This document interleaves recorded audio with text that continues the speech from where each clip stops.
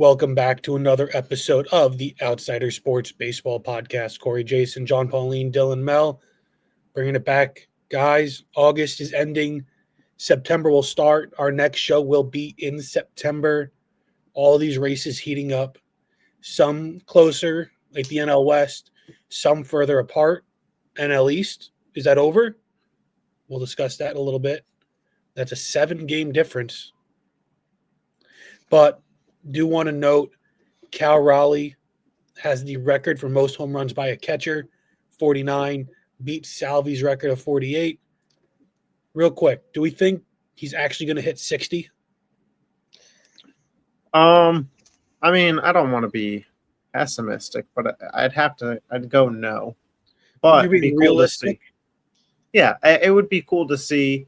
I do think 60 would cement him as the MVP. I know Judge is still currently the betting favorite. It is close. It's like Judge minus 160, Cal Raleigh plus 140. So it's like as close to a pick 'em as you can get in betting. But I think if Cal Raleigh reached that 60 mark, it'd be the greatest season ever by a catcher definitively. And we've talked about this previously. That should probably be awarded with an MVP, as much as it pains me to say as a Yankees fan. Realistically, I mean, he can hit 60. I mean, it's not like an impossible task. I mean, No, not where he is impossible. right now at what? Yeah, so, but I mean, you'd be more confident saying he hit 60 if he was already like over 50 right now. He's got to have a good September. Yeah, he just has to have a really good September. But I mean, I definitely see him getting close. Yeah. Yeah, I mean, Judge, if you go by the greatest home run hitting month ever by Sammy Sosa, where he hit I think it was 21 home runs, 23 home runs. At that rate, Judge could also possibly hit 60. Yeah, I guess if Aaron Judge had the greatest month ever. I just, I find it so hard to believe that he'll hit 60 just because that wear and tear behind the plate is going to catch up with him at some point. Yeah. I thought it would have hit him already. It kind of did. He's been slower after the All-Star break, but a couple home run games here and there. He's at 49 with still a few days left in August before we get to September. And who knows how many October games the Mariners have at this point. It's going to be tight. Yeah, we'll talk about that too. We will, especially as we get closer to that. I also want to bring up that Taiwan won the Little League World Series. They shut out Las Vegas 7-0. It was Taiwan's 18th Little League World Series title. Las Vegas losing a game. Just prepping for when the A's get there. It's in their blood. Taiwan's first win since 96. It's the most wins by any non-U.S. team, which is pretty cool. And is also the first international winner since Tokyo won in 2017. But with that out of the way, there's a couple races that I want to kind of talk about. Big deal, these things. Yeah, apparently. Very, very big. First one I want to discuss, NL home run race between Kyle Schwarber with 45, Shohei Ohtani with 44, neck and neck. Who do we think ends up winning? I mean, I think we all want it to be Kyle Schwarber. However, I'm going to pick Shohei Ohtani. I'm also going to mark these down, and if I remember, we'll come back to it and see who's right and who's wrong. I'm going to go Schwarber. He's been the hottest hitter in baseball, I think, since the All-Star break. I think he's going to keep it going. Kyle's going to win it. I have to pick Schwarber, too. I mean, for obvious reasons, I mean, I'm a Phillies fan, but plus, like Corey said, he's been on fire. I mean, my logic is, we get a top 2 player in baseball starting from an even playing field. I'll pick him to win whatever contest we're discussing. Next up, the AL ERA race. Nathan Eovaldi's got 1.73. Scooble's at a 2.32. Hunter Brown's at a 2.36. Garrett Crochet's at a 2.38. I mean, I'm going to sound boring, but just give me Scoob. Again, we're at a pretty close spot, and I'll take the best pitcher in the AL in that at that point and just take Skubal to take the win. John? I mean, can't argue. I mean, like with that one, I mean, I have no thing in it. I mean, No just dog take in the best fight. one. I have no dog in the fight. I'm And going to it's go like, Eovaldi then. yeah. He's got a hefty lead. As long as he keeps it going, I think he's going to take this one. Now we got AL strikeouts. Mind you, Skubal won this last year with 228. Crochet's at 207, and Skubal is at 200 flat. Yeah, I'm going to take Garrett Crochet to win this. When we originally did our preseason predictions, I picked him to win the Cy Young. I thought that his strikeout numbers was something he could have over Tariq Skubal, and I'm still going to take Crochet in this race here. Both of these guys are going to be playing in some meaningful games down the stretch as well, so they're both going to need their best stuff, but give me Crochet for the strikeouts and Skubal for the ERA. I'm going Skubal for the strikeouts. Yeah. I'm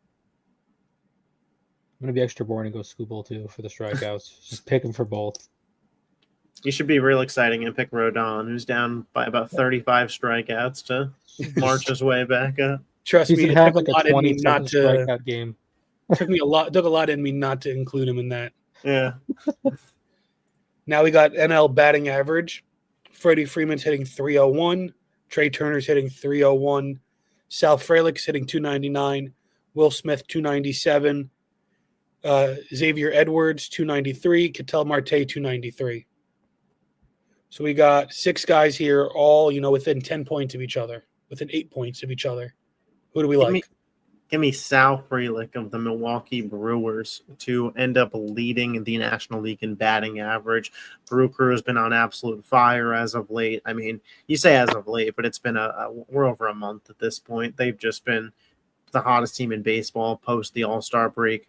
Frelick has been swinging a great bat, and he's on my fantasy team. So let's keep it rolling, baby. Let's keep it rolling. You can keep the hottest team in baseball. I'll take one of the hottest bats in baseball, Trey Turner. He's been on fire, and I think his batting average is just going to keep rising. I mean, I'm going to go Trey Turner too. I mean, he's just been racking up hits. I think this is just like the trade deadline episode all over again. Wasn't he just leading? It is, but like Trey Turner, I mean, wasn't he just like leading like the league in hits? Like he has 100 hits. He reached 100 hits in June. Is he leading the league in hits? I think he might. He's either leading the league in hits or the National League in hits or the shortstops in hits. He's probably, and he has 160. He has 160 hits like already on the year. So that's still pretty good. Trey Turner is first in the NL in hits at 160. Bo Bichette leads the baseball at 164. So I'm just saying. Sense. I mean, like he's just hitting. Next up, I'm going to go with NL ERA.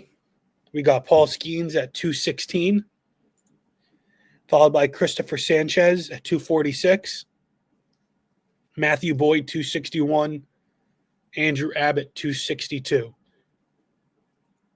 Give me Skeens. I feel like I'm just going to put all our names for Skeens. I think that's fair.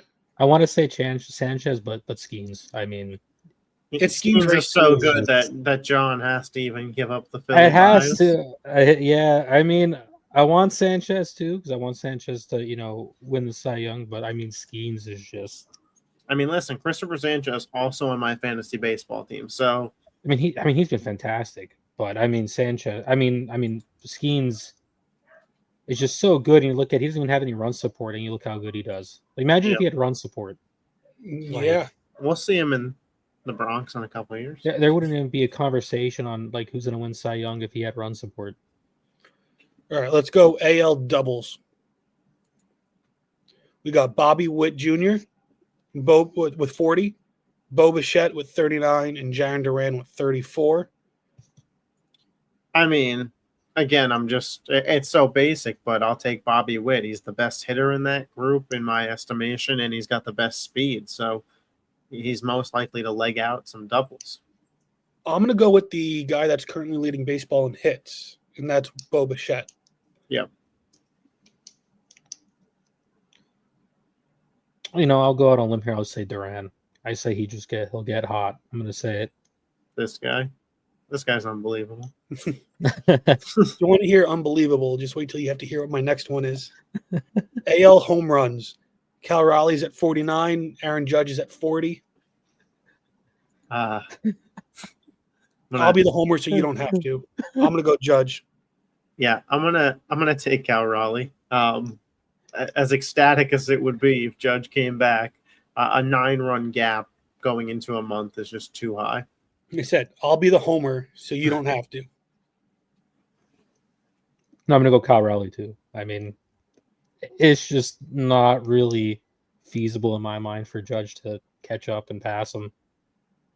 I mean, unless Kyle Raleigh gets hurt, and then it can be then there's a chance. But I mean, then we'd be even in terms of Yeah. measuring out success this year. I guess that's just the only way I look. Would an injury void the discussion, though? Just because you're not expecting anybody to get hurt.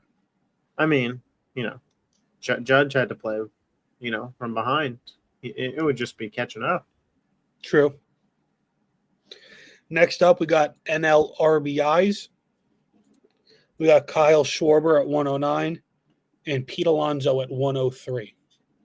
Well, we're going to talk about Pete a little later in the episode today, but I'm going to take Kyle Schwarber based on the way that those two guys have been swinging the bat as of late, and with no Zach Wheeler for the Phillies, potentially spots where Schwarber's going to have to come through and get more runs, a little bit more pressure on him. So I will take Kyle Schwarber to lead the NL in RBIs when it's all said and done. is this even a question for me at this point? All right. So Pete Alonso for John. Kyle Schwarber all the way.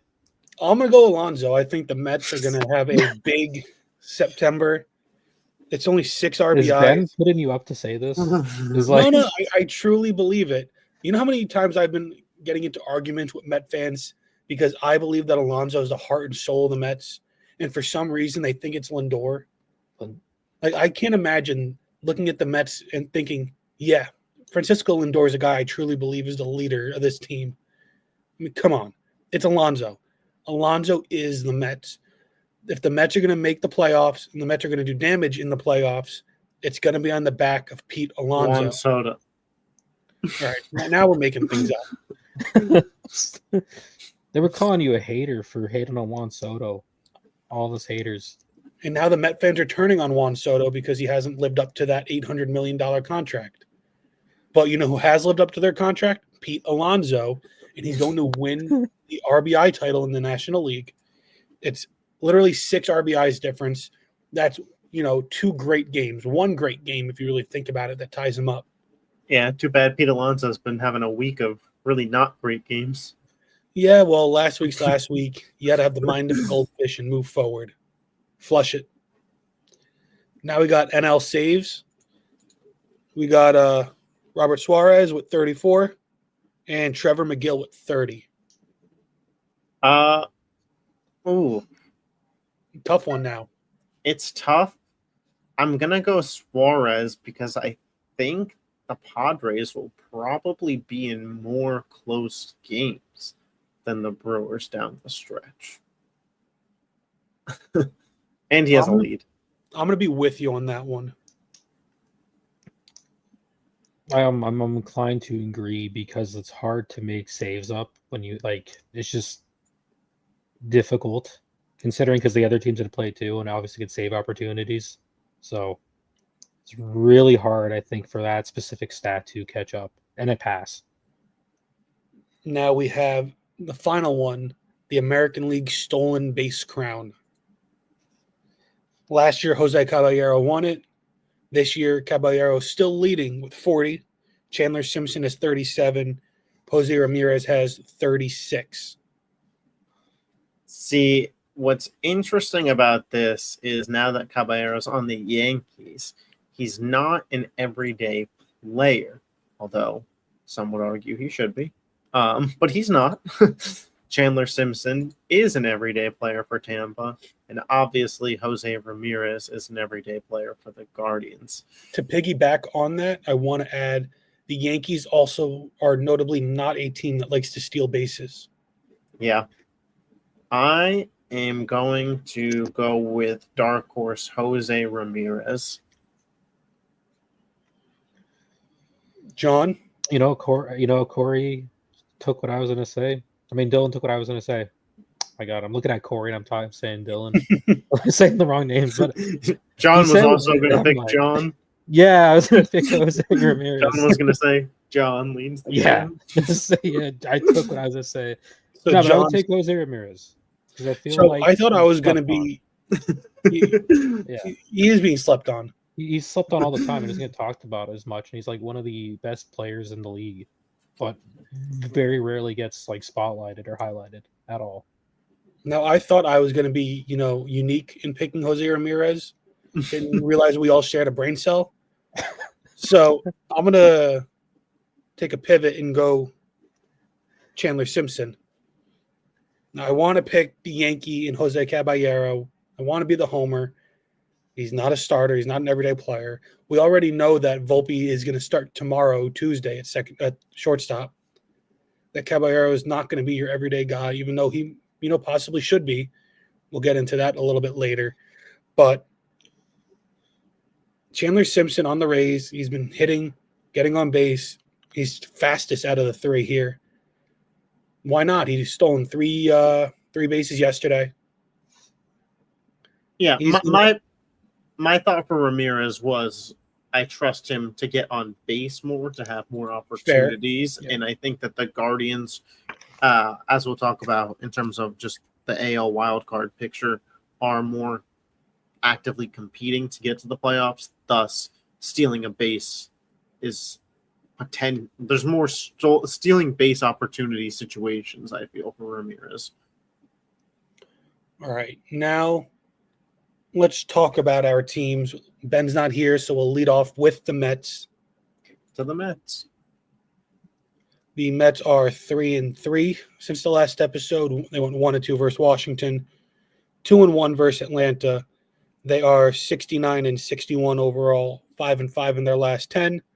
7 games back of Philadelphia, 6.5 back of Chicago for wild card 1, 4.5 back of whoever's second in the NL West, with the Dodgers and Padres tied for wild card 2, and they're 1.5 up on Cincinnati for that third wild card. It hasn't been great in Citi Field in Queens. The Yankees have taken a lot of the brunt force of being the failure in New York City. It's kind of hidden how bad the Mets have been, and the Mets have arguably been worse. Oh, for sure. I don't even think I'd say arguably. I'd say that they've definitely been worse. Now, John, obviously this is your, rival. This is our crosstown rival, so we're a little bit more removed. I mean, it's not surprising. I mean, obviously, the Mets had a really, really good start to the season. I mean, their pitching was pitching well above expected. I mean, you had Canning, who was pitching out of his mind, but then he got hurt, but he was already on, trending downward before he got hurt. I mean, it's just, it was just bound to happen. I mean, that they were going to eventually fall off. I mean, I think they have a bit of a bright spot now. I think with the pitcher they just brought up, I forget the name, but I think it's a pitcher they just brought up. It is, yeah. They have a couple guys that they're bringing up, and they're gonna have to rely heavily on them. I forget the name. I wish I knew. I should have wrote the name down. So I mean, they have a couple names. They brought up Nolan McLean. They got Brandon Sproat and Jonah Tong also in the wings. I believe we're going to see all three of them, those two in addition to McLean. So the Mets are getting younger and the future is looking brighter. But is it too little too late to get these young guys going? I mean, considering where they are right now, because they're still in the wild card race, I don't know if they're going to be able to catch up and pass the Phillies and keep a lead against the Phillies. But I mean, you get them going. I mean, they're going up. The pitchers are doing. Their younger pitchers are doing good. I mean, because that's who they're going to have to rely on if they want any chance of making the playoffs and doing anything in the playoffs. You have to rely heavily on them, and they have to really come through and produce for them. So I Yeah, think it's better late than never. More so, not Right.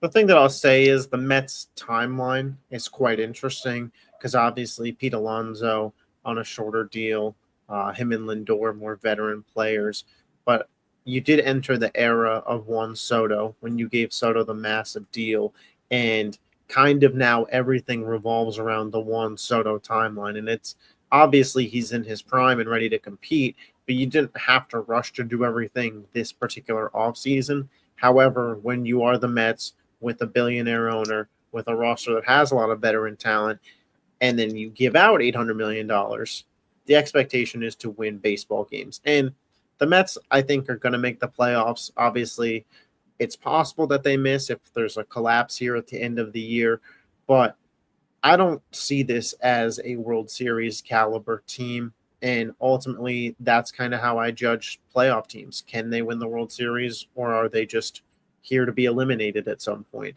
And baseball is a funny sport where it really is never say never, because a team can get hot for a couple of weeks and all of a sudden they're tied 2 games apiece in the CS. And like, let's go, see what happens. And I do think the Mets have the lineup for that, but I would give them a less than 5% shot of making the World Series.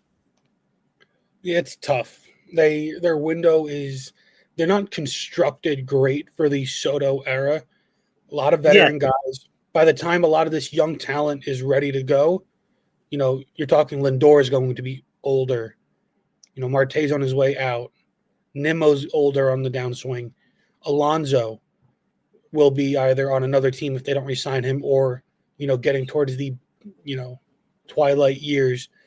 All it takes is 2 seasons for a guy to really show his age. Soto, who knows if he'll be able to continue playing right field in 3 seasons from now, if he'll have to be a full-time DH or first baseman.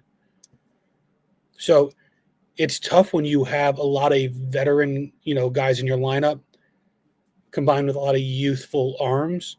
Now, they do have some very good guys in the wings, Jet Williams, Carson Benz, Ryan Clifford, but those guys all just got to AAA, and none of them are a guarantee.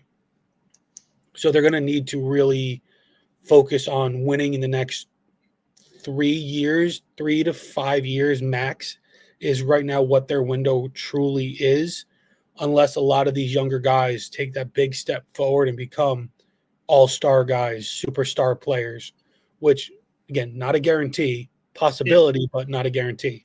I don't know if we're necessarily that far off. I think if this offseason they let Alonso walk and they give the money they would have given him to a real strong starting pitcher and then bring in just kind of another guy, that lineup is still potent enough next year if you still get what you're getting out of Lindor and Soto, and Alvarez can stay healthy and produce for you.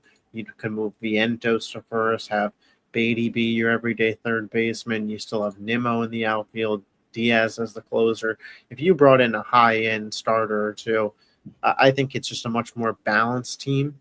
Right now, this team is very reliant on the bats if they're going to have postseason success, similar to what it was last year. And don't get me wrong, Severino and Manaea both had some very memorable postseason performances for the Mets, and Quintana and that series versus the Phillies.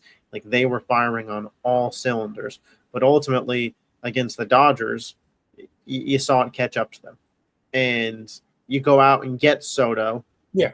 And now that's your cornerstone for the next presumably half decade.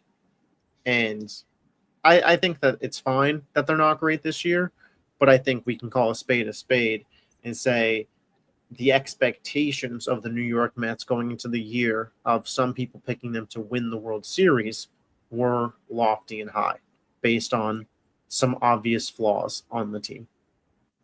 And the reason I gave the Mets that, 5-year window is 5 years from now, Nimmo will be 37. Lindor will be 36. Soto will be 31. So these guys will be on the wrong side of 30. You'll have a couple younger guys, but you don't know how guys, when they get to their 30s, how the fall off is. You can see injuries mount up like Mike Trout, Ken Griffey Jr., who are great players, but had seasons marred by injury. Andrew Jones is another one who, as soon as he hit 30, fell off a cliff. Or you can see other guys who are like David Ortiz, hopefully Aaron Judge, guys that as they get their 30s, even Giancarlo Stanton now, who are still able to play at a high level and adapt in their 30s. Yeah, you certainly don't want to plan too far down the line for the Mets, but again, you signed Soto to the contract that you did. It doesn't have to be all in year one.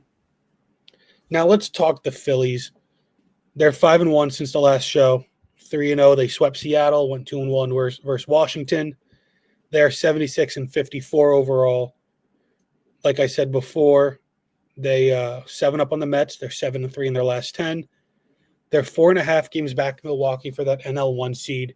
That has to be at the forefront of Philly fans and the team's mind. How do we make up those 5 games to get ahead, be the 1 seed? Dodgers and Padres. The Dodgers are fighting it out. What are we going to do? How do we take advantage of this?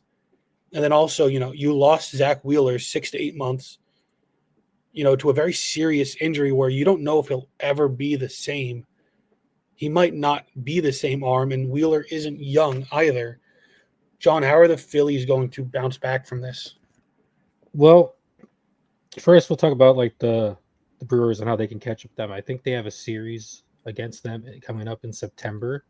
Yeah, so the that's first like week of September. The first or the 4th, they have a 3-game set in Milwaukee. So that's like a must. Like they got to sweep them there, and I believe that's at home. No, that's at the Brewers. It's Milwaukee.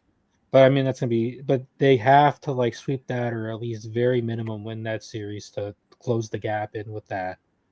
And I think they very well can do that.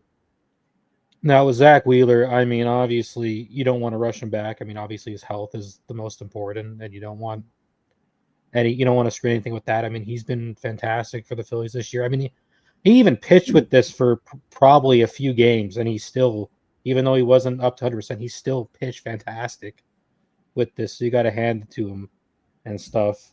I mean, hopefully, I think he's going for surgery and stuff, and then he'll be out, like about 8 months probably and stuff. And you hope ever that goes well and he's able to get back and come back and pitch next season, hopefully at some point. But I mean, without him right now, especially for this season, I mean, I think they're going to be okay. I mean, you have Nola coming back, and he was a little rusty his first game back, but he pitched a decent game his last outing. Got a quality start. Gave up 2 runs. I mean, Phillies fans like to complain that he's going to serve up meatballs all the time, but he's a fastball pitcher. That's what happens. He did that before he got hurt and kind of went down, and he's going to do it now. I mean, that was just his MO. He'd go 10, 11 strikeouts, give up a home run.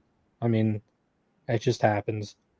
I mean, you have Sanchez, who's been really, I think, the Phillies' ace this season, more so than Wheeler has been almost, because, I mean, Sanchez has just been fantastic. I mean, and he's in contention for the Cy Young and possibly could steal that away from Skeens, if everything goes the right way. So a lot of things need to go the right way to steal. But I mean, it depends how much they want to weigh wins, honestly. Ask Jacob deGrom if they like to weigh wins. So that's what happens. But I think Skeens probably has that unless he falls off tremendously. But I mean, you have Luzardo who's pitching good, who's still pitching okay. You have Ranger Suarez, who's pitching good. I mean, even Taijuan Walker is pitching pretty decent for how he's been, I guess historically with the Phillies so far. So he's pitching good. I mean, you got your closer in Duran. I mean, you have Alvarado and for all of September. I mean, Kirk and Strum. I mean, they're good up. I mean, Schwarber's hitting. I mean, it stinks not having Wheeler, but I mean, can't say I'm worried at all, and I still think they're a World Series team without him. So, when I look at the Phillies schedule, this series that they're starting tonight as we're recording this at New York is massive. Yep. Then a week from tonight, they start a series at Milwaukee. A week from then, a 4-game set versus the Mets again. A week from then, at the Dodgers for a 3-game set. Those are the most important series left on the Phillies schedule. When it comes to the Zach Wheeler injury, we're obviously all wishing Zach Wheeler the best and hope for a speedy recovery. However, from a baseball sense, this did drop the Phillies out of that top tier in the NL for me. And we'll talk about the AL when we get there, because as we get closer to the playoffs, I really do start to picture this in terms of tiers of how likely I think a team is to win the World Series. And that top tier in the NL right now is just the Dodgers. It's flatly just the Dodgers. It's just the Dodgers. The Brewers are playing fantastic baseball in terms of just overall talent. While still playing fantastic baseball, I still have the Dodgers as the top team. I think anybody that's a baseball fan that isn't a Brewers fan, also, if you ask them to bet on a team to come out of the NL, probably isn't betting on the Brewers. Not to be, an a-hole about it. It just is what it is. And then that next tier of teams would be Phillies, Padres, and Brewers for me. And then below that is the Cubs and the Mets. But you don't put the Padres in that same tier with the Dodgers just based off of how this season has gone? In their last 6 games, I watched the Dodgers beat them 5 times. So, call it recency bias if you want. Obviously, they're close in terms of record, but I just watched them go head-to-head for an extended period of time, and the Dodgers turned it up. And, again, just on paper, the Dodgers are the most talented team in baseball. I thought the Phillies, with Zach Wheeler starting 2 to 3 games in a CS against the Dodgers, had a real shot in terms of, I thought it was a 50-50 pick 'em. I would give the edge to the Dodgers here, but, this is why pitching depth matters so much. You hate that it's your ace if you're the Phillies, but you still go into a playoff series with a full pitching staff of guys that you believe in, which is a massive luxury because half the playoff teams don't have that healthy. It's true. Hopefully the Phillies can bounce back. They're going to need Sanchez and Suarez and Taijuan Walker and Luzardo. All these guys, they need to step up. Point blank. Maybe, I think this puts more pressure on Bryce Harper than anyone, because now you can't afford to not have good at-bats. Yeah. Schwarber's already holding it up. Trey Turner's also playing well. Harper, Castellanos, Bohm. They're going to need to get hot now and carry that not just in September, but through October. Yeah. But now let's talk about another team who lost their ace this year. We know your pain, John. Yankees 3-3 since last week. Doesn't feel that way. Vibes were high about a week ago, especially after that second game against Tampa. Boston really put some water on that. Now, Dylan, I know we've talked and I've said, win that series versus Boston and I'll be back on track. I'll be right there. Yep. I'm not there. No. Lost 4-4. No, certainly not there. And Saturday's game was an absolute joke of a showing. Yeah. They swept Tampa in a weird 2-game series in the middle of August. Friday's game sucks, but I could live with it. Thursday and Saturday were disaster performances that I can't live with. You lose 1 out of 3 to Boston. You're 70-60 somehow. 6-4 in your last 10. It doesn't feel like it. And their schedule is so easy that I feel like they're still a lock playoff team, and they'll probably finish between 86 and 89 wins if I had to guess. Their schedule is so easy that I still won't rule out the division just based on pure dumb luck. Yeah, we talked about this last week. The most important stretch from them is from September 2nd to September 14th. Yeah. 3-game set at Houston, 3-game set versus Toronto, 3-game set versus Detroit, 3-game set at Boston. Listen, if you close out that stretch going to Boston and winning that series at Fenway, you can kind of erase what happened here. But I do think that this series versus Boston in a larger sample size, a 4-game set, highlighted some real issues for the New York Yankees that we kind of knew were there and we knew could plague them come playoff time. They beat Boston one time this year. And they plagued them in that series. In this series, though, this series was a perfect representation of all the crap that we've been talking about is a problem. The lack of consistent starting pitching outside of Max Fried and Carlos Rodon. I mean, Max Fried allowed 1 run. Like, that is a great performance. Carlos Rodon on Sunday Night Baseball had a great performance. You know, and then Will Warren, obviously on Saturday, not a great showing from him, not a great showing from anybody on the pitching staff, if we're just being completely honest in that game. And you just wonder, who can you rely on outside of those first 2 guys to be your number 3 pitcher? Luis Heel did decent in his spot, but he didn't go far enough into the game for things to really matter. However, and that's been his issue too. His whole career is he doesn't go deep. He throws a lot of pitches, a lot of strikeouts, a lot of walks, a lot of deep counts. However, you can live with it if the only runs that the Yankees give up are earned runs.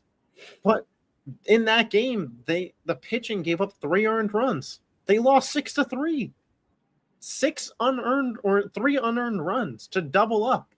That's why you lost. And you know, we've avoided it as Yankees fans because it's not a Yankee podcast, but an Anthony Volpe benching should take place. Has to.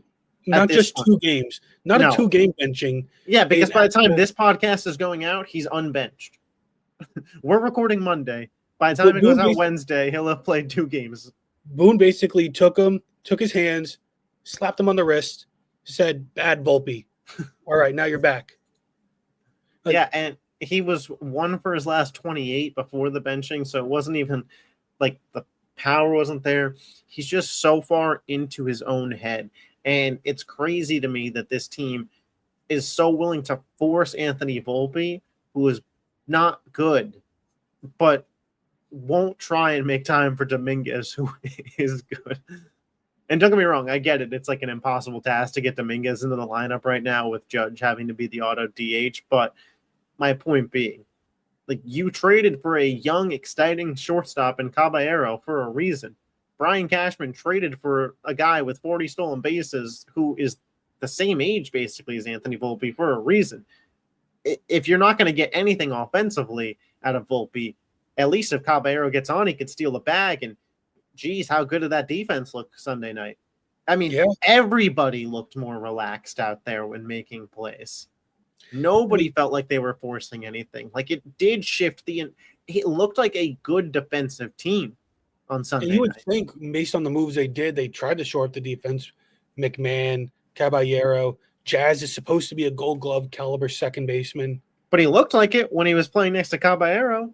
You have to wonder, next to Volpe, with how many mistakes he's made, is Jazz pressing?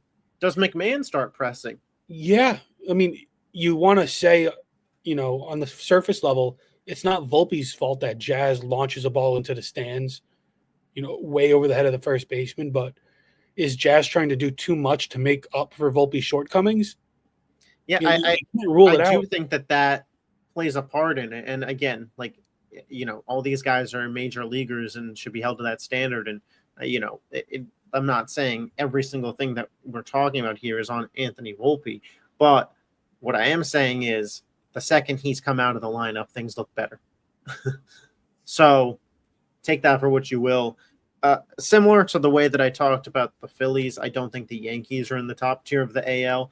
Now, the AL is worse than the NL. So while these tiers are going to sound like the Yankees and Phillies are on the same tier, they are not. They're just both in the second tier of their respective conference.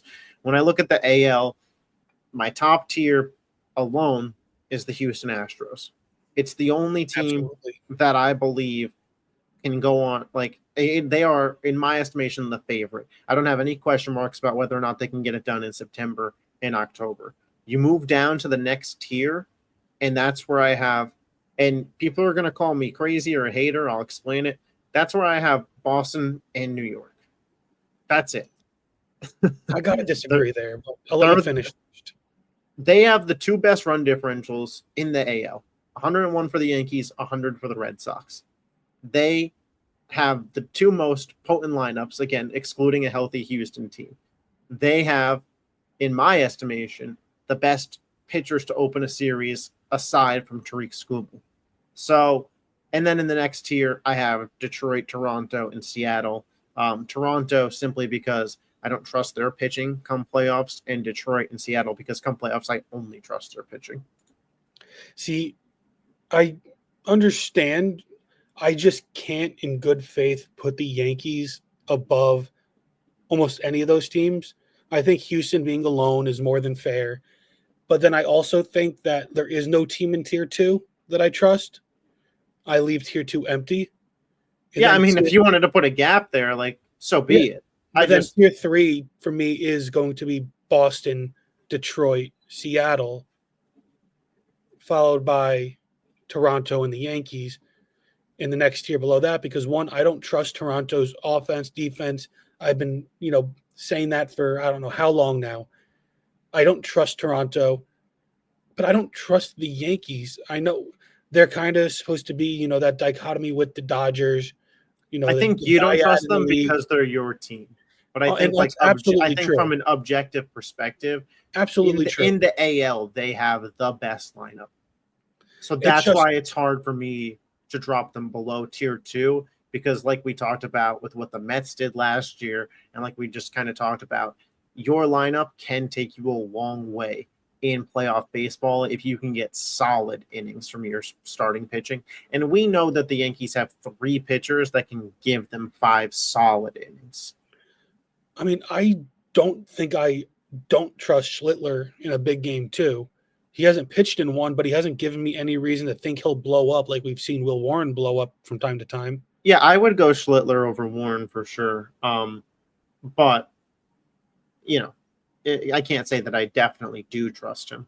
Right. It's just I just have so much trouble, and I think you're right that it is, my self-bias with the Yankees. But I don't think that's wrong to have, because I see this team and I watch them day in and day out, where, the Yankees are a half game back of Boston for that first wild card. They're a half game up on Seattle for that second wild card. They lost 3 out of 4 to Boston, and they're still pretty much neck and neck with them.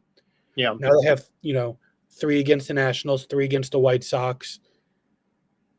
I just think that the Yankees could probably even go 6-0 in this stretch. And I think it would be unfair to say that they're back or to even put much stake into it. It all They need comes to down start to beating that good September teams. 2nd to the 14th stretch. Whatever Yes. the Yankees show us in that stretch is where our belief levels will be in this team potentially making And a how run. much faith do you have that they're going to even show a little bit of life? Like, I think 500 is asking too much at this point. I think that they'll show some life. I think that they'll probably lose the series to Houston. I would guess that happens. They play Detroit and Toronto at home. I would like to think that in that stretch that they'll go 4-2 or 5-1. And then I really do think that closing it out at Boston, I think going to Fenway on the road, competing with Boston for a playoff spot, 3 weeks prior, they came into your house and kicked your teeth in. That series, we will learn a lot about the New York Yankees. We'll have to wait and see. Let's go on to our studs and duds, because I'm dying to talk about the Pasquatch. Vinny Pasquantino, first baseman for the Royals. 6 games, 25 at-bats. He's had 10 hits, five of them, so half of them went for homers. He's hitting .400 with 10 RBIs, a 1.544 OPS. A ridiculous showing for who I think is one of the most underappreciated players in all of baseball.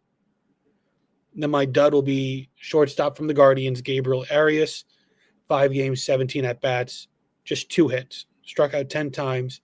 He's hitting 118 with a 285 OPS. It's really sad when your OPS is below like what some batting averages are in the league.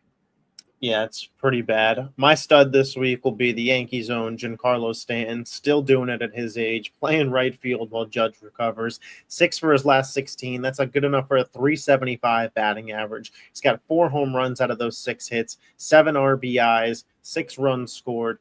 Stanton's been just absolutely nails this season since he came back, and good on them for letting him rest. My dud, Pete Alonso, 3 for his last 27, 3 strikeouts. That's good enough for a 111 batting average in that time slot. He only has 1 home run in his last 27 at bats. We talked about Pete Alonso versus Kyle Schwarber for the RBI race earlier. At that rate, I will take Kyle Schwarber yet again. So my stud this week, I guess, with the Rockies being eliminated for the playoff contention for their 28th time in 33 seasons with their 94th loss recently. I'm going to give a little bright spot here with their center fielder, Brenton Doyle, went 10 for 25, 3 home runs, 8 RBIs, batting over 400, I think over 400 at 400. So, I mean, at least that's a bright spot. I mean, if you're Rockies fan, look at there, at least your center fielder there is hitting. But my dud, I think someone that we mentioned earlier, Xavier Edwards had a horrible week. 2 for 28, 2 walks, 8 strikeouts, batting a pathetic .071. I mean, I don't know, like that's really bad. Honestly, with that, we got to know why he was in contentions for what would you say, like the average leader in the NL, batting like that. Yeah, I like Edwards a lot. I think he needs to play better, but it's just fun when you can have a Rocky and a Marlin in this segment. Well, I'm a Marlin hater too, so the only person that thinks about the Marlins anyway, but just, oh, hey, look, it's the Marlins. I think they're terrible. I think they make bad trades. I think, they just want to your team. Yeah. They just make love bad the Marlins. trades. So bad. I don't like the Marlins. Well, let's highlight some series. For me, I want to highlight Milwaukee at Toronto. Milwaukee, the best team in baseball. Toronto, for now, the best team in the American League East. Again, this is going to be a real test for the Blue Jays versus a real team. You don't get to play too many of those in the American League, especially a team that's as hot as the Brewers have been. So it's going to be interesting to see how, the Blue Jays pitching holds up, and if the Brewers magic can still keep it going. Yeah, could be a World Series matchup there potentially. I am going with the Mariners-Guardians series. The Mariners currently hold the 3rd wildcard spot in the AL. The Guardians 5 games back. So they can't climb all the way back up in this series. But if the Guardians could start climbing up there and, give the Mariners 2-3 losses in that series, that would go a real long way for them to potentially battle back and become a playoff team. I'm going to go with kind of a boring series here, Braves-Phillies. I mean, it's the last time the Phillies play the Braves this season. So, I mean, I just hope you get a series win against them. Extend their lead. And, the Phillies also do play the Brewers, over Labor Day weekend. It's weird. They play Monday on Labor Day, then they're off next Tuesday before picking back up Wednesday and Thursday. I tried to find out the actual reasoning behind that, and all I could find is Monday was originally supposed to be an off day for both teams. The Brewers wanted to play on the holiday, so they kind of just moved it, but I couldn't get any concrete evidence behind that. So the Phillies and Brewers do get a rare Tuesday off day next week. But that's going to do it for us. Corey, Jason, John, Pauline, Dylan, Mel. It's been the Outsider Sports Baseball Podcast. We'll be back next week. September baseball. Things are heating up. See you then.